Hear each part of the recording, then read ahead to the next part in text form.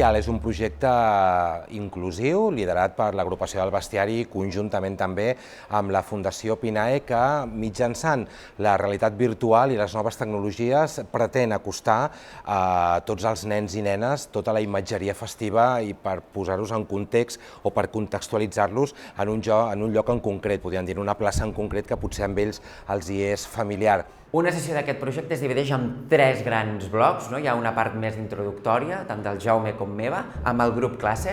Després hi ha una segona part molt important, que és quan dividim el grup i una part del grup se'n va a fer l'experiència de les ulleres i l'altre grup es queda amb mi per fer tota aquesta part de dansa i de música.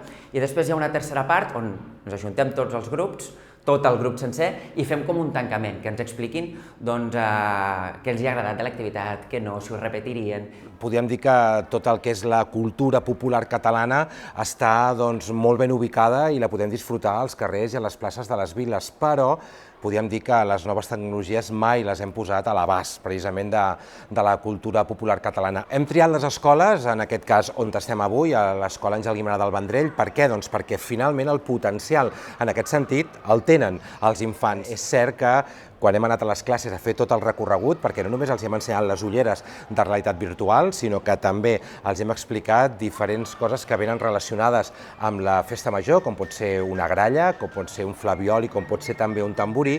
Els nens, al final, acaben coneixent o acaben sabent veritablement del que se'ls està parlant. Per tant, tots aquests nens, en aquest cas de quart de primària, han sapigut identificar quins són els elements festius, quina és la imatgeria festiva que els hi representa i quines són les bèsties, en aquest cas aquí, que els representa o que poden veure quan surten. La majoria de nois i noies que han participat a una plaça bestial no coneixien que era una gralla ni que era un flabiol. Alguns sí.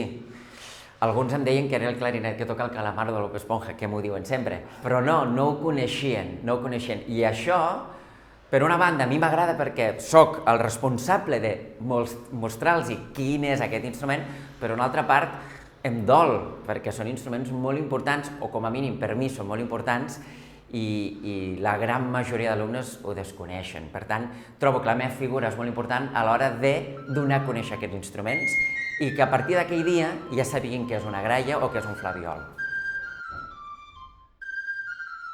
Hem estat presents a diferents escoles, hem estat a Vilafranca del Penedès, hem estat també a Igualada, finalment també avui aquí a l'Escola Àngel Guimerà del Vendrell i fins i tot també al taller Mas Albornà. Allà aquestes persones amb aquesta diversitat funcional han pogut gaudir i han pogut utilitzar aquesta eina per poder-se transportar, podríem dir, a la plaça on precisament estan actuant aquests elements. L'experiència ha estat magnífica pels nens i nenes, poder gaudir d'una cosa en la qual ells potser no estan gaire acostumats ha estat una satisfacció, podríem dir, en aquest sentit, magnífica, i per ells també, amb aquesta eina que proporciona aquesta realitat virtual i a través d'aquestes ulleres han pogut gaudir com qualsevol d'una festa major.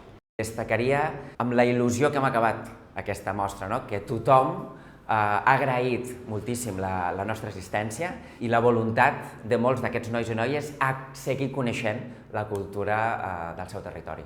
Seguirem donant passos endavant. Aquest ha sigut el primer projecte, podríem dir, amb un èxit bastant solvent, molt contents estem de com ha anat evolucionant en aquestes escoles en les que hem estat, i això ha sigut la primera pedra.